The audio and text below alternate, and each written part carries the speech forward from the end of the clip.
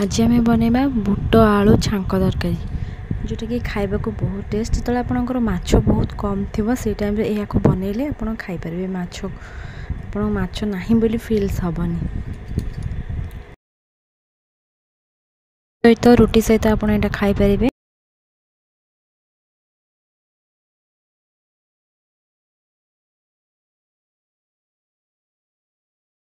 भाई कौन कौन सब दरकार चलतु देखा। प्रथम मुझे गोटे दुईटे बड़ कटा पियाज छोट छोट कर टमाटो 3टा नहीं काटिक रखिदे तापर मुझे अदा रसुण पियाज को नहीं जाइए बाटी ग्राइंडिंग कर रखिदे।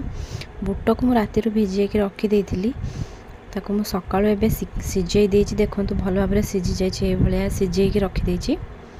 एबे ये कखारू नहीं 200 ग्राम पाखापाखि 300 ग्राम हम आलू नहीं 300 ग्राम माटी आलू नहीं 150 ग्राम।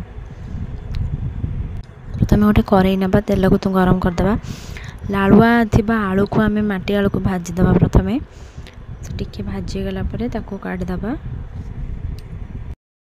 मुझे कहवाक चाहिए कि आप चैनल को सब्सक्राइब करूँ लाइक करूँ एंड शेयर करूँ।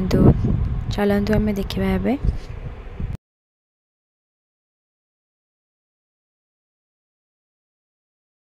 एबे बड़का थिबा तेल रे आमे आउ टिके तेल पकेइकी से आलू आउ कखारू को भाजीदे। भाजिकी कले तरकारीटा बहुत ही टेस्ट आसी थाए। तापर माटी आलू को भाजीदे द्वारा कौन हुए ना आमर लालुआ अंशटा कमी जाए तरकारी रे। तो से कि एबे आमे कौन करबा ना कखारू आउ आलू को भाजीदे।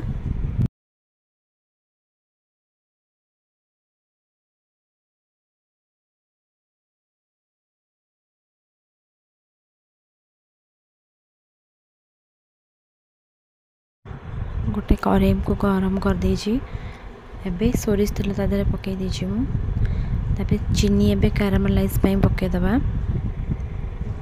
देखंतु धुआं आसलानी कैरामलाइज हो गलानी। एबे हमें कटा पियाज को पकेबा ताको भल भाव भाजी दबा। हमें ब्राउन कलर हेबा पर्यंत हमें भाजी दबा।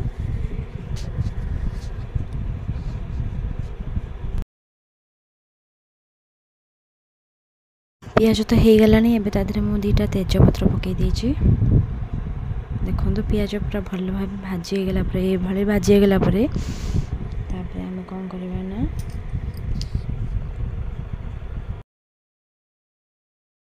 गोटे छोट चम्मच लंका गुंड काश्मीर चिली मु नहीं छेटा। देखो भल भाव घांटी दबा। एबे तादरे हमें मसला को ऐड करवा। अदा रसुण पियाज को जो आम बाटिक रखी से ऐड करदे। मसलाटा भल भाव हो गला आम कौन करवा ना टमाटो को पकईदे। स्वाद अनुसार लुण हलदी मुझे गोटे छोट चम्मच नहीं जाइए। यहाँ हूँ भजा मसला। भजा मसला आपण मो यूट्यूब को जाए यूट्यूब चैनल को आप मो चैनल अच्छी मु भजा मसलार गोटे वीडियो पकई देछि आप देखिपारे। बैक भल भाव घांटी दबा।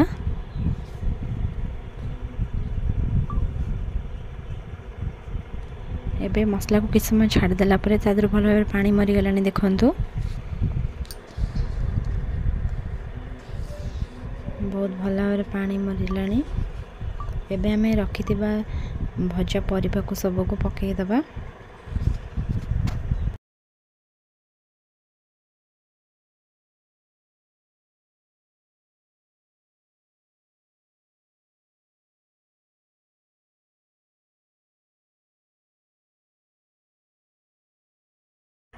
या आम भल भाव कषिदे मसला सहित भलसे मिसीगला सेटा बहुत भल टेस्ट आसो। बुट को पकई देछि किछि पानी दे दीजिए।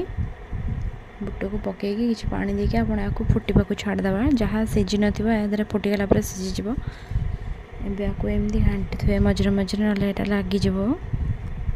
देखंतु एमदी भल भाव घांटू थुए।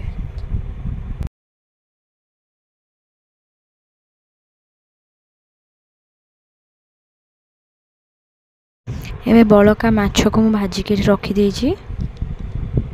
ता भितर आम ये देखो फुटीगला आम तरकारी बहुत भल भाव हो आसला।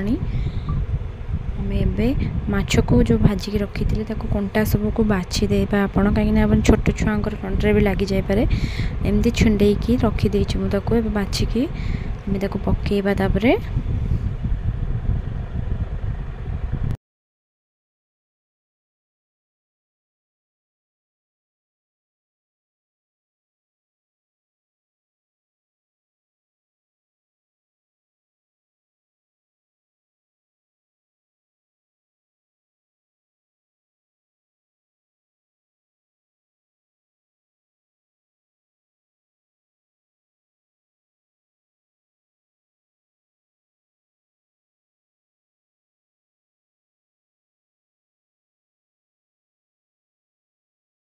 माछ को पकई देछि मुझे फुटा को किछ समय तक छाड़देवी तादर माछटा मिसीज भल भाव जमी एबे हो गला आम तरकारी ओल्ल रखीदे मुझे तादे गोटे छुंक दबा जोटा कि छांक तरकारी कहते से आम छुंक गोटे दबा तो मुझे कर नहीं जाइए आपड़ घी भी नहीं पारे मुझे रिफाइन तेल नहीं तादे दुईटा सुखा लंका एबे पकईदबा किसी पंच फुटण भी नहीं पंच फुटण ता सहित किसी जीरा भी रखीदे आउ हिंगु एबे लंकाटा पाची गलानी आम एबे तादे पंच फुटण पकेबा एटा भलसे फुटीगला जस्ट टिके ब्राउन ब्राउन कलर हो गले आम तादे हेंगु टिके पकईकी तरकारी रे छुंकड़ा को एमती पकई देकी सांगे सांग ढांकुणी लगेदेवे 2 मिनट पर्यंत छाड़ीदेवे से फुटण जो छुंकर जो बास्नाटा 2 मिनट पर्यंत छाड़देला से तादे भल भाव मिसी जाए ए देखूँ होगला आमर बुट आलू छांक तरकारी यहीपरि आपण रुटी सहित भी खाईपर भात सहित भी खाईपर देखूँ बहुत भल भाव हो जाए बहुत स्मेल भी बहुत भल आसूची कलर भी बहुत भल देखा जाउची।